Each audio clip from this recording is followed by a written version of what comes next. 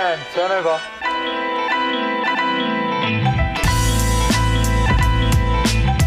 It is crazy and surreal to be on the set. What was really funny is when I got here, the person who was with me just kind of went, "Welcome to your imagination." And it was like, oh my gosh, you're right, but this is better than my imagination. And we're set. Background action. It's incredible to see the streets of Bath brought back 200 years or more to Regency times, and all these people in these gorgeous costumes and hair. It's amazing. I usually don't have a face in mind when I write. I kind of leave it more to people's imagination. When I saw the actors, I was like, well, of course. That's him, that's her, there we go. That's of course how it is. And in fact, I just wrote a book, it's a prequel, and so some of these main characters were kids, and I actually asked one of the actors to send me his baby picture, and he did. So now I've got like this picture of baby Colin, so when I write him, he looks just like baby Luke. Everybody's just bringing these characters to life in ways that's so special and just fabulous to watch. And playing Eloise, you created Eloise, so there's always a bit that there's a part of me that wants to be like, is this okay? Is this what you had in mind? Or is it not okay and you wish it was someone else? No, it's perfect. That's good. And especially for like Eloise, because I was telling you, like, Eloise in many ways has more of me than anyone else. Like that whole speaking without actually thinking ahead of time and then being like, oh, I probably shouldn't have said that. Turns out Claudia's a lot like you then as well. Okay, all right. Well then, got a lot in common with both of us. We're besties now.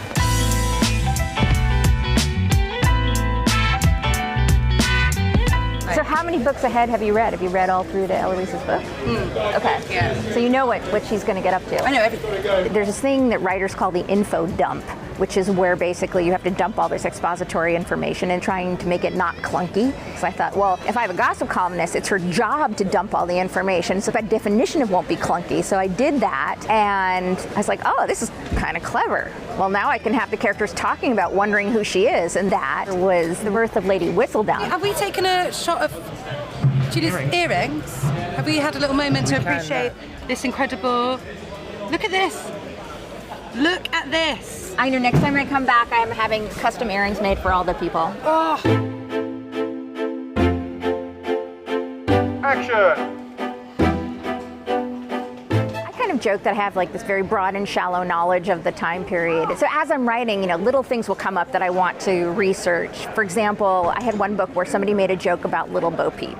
And then all of a sudden I thought, oh my gosh, what's the earliest known reference of Little Bo Peep? I don't know. So it turns out Little Bo Peep is mentioned in Shakespeare. So I was like, okay, I'm good. I mean, obviously there are things that happen in the plot that wouldn't work in modern day. I mean, you don't have to marry someone because you get caught in a room alone with them anymore. But in terms of the actual characters, I do try to give them, thoughts and dreams and emotions that people today can relate to, yearnings of trying to maybe break free of what your family expects you to be. I think everybody wants to find someone to love, which is really what they're all about. And so I hope that people can relate to the characters.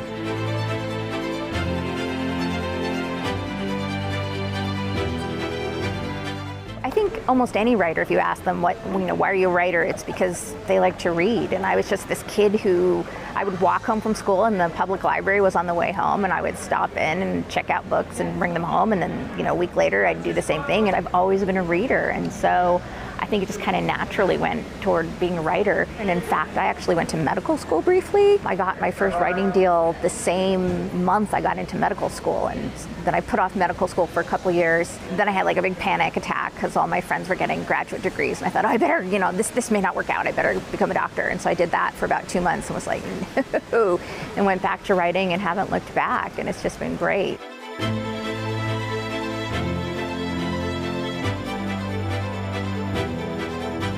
When I first got the call that, Shondaland was interested in adapting, I mean, it's Shondaland. So, they said, well, are you going to demand creative control? And I was like, I'm not telling Shonda Rhimes how to do television.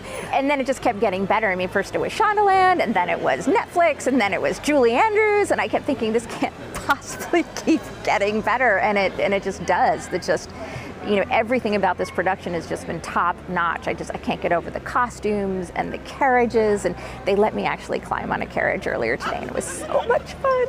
It's so cool. Well, I'd like to think that books and film can be complementary, and I hope that people will watch it and want to read the books and want to read other books in the genre and maybe lead to adaptations of other novelists as well. Turn over. Okay, camera set. And action.